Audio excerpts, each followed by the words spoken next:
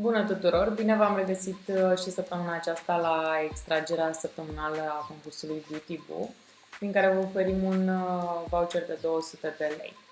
Săptămâna aceasta au fost mult mai multe persoane înscrise, vă mulțumim tuturor pentru participare și la fel ca și săptămâna trecută vom introduce absolut toate persoanele înscrise în lista de la Random.org și ei ne vor ajuta să extragem câștigătorul acestei săptămâni. După cum bine știți, prima persoană care apare în listă în urma randomizării listei este câștigătorul acestei săptămâni. Haideți să vedem.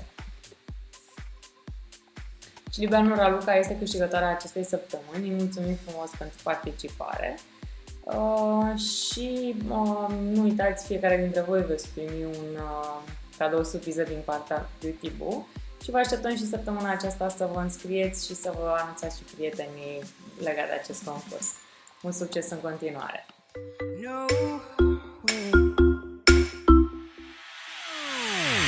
What I need is somebody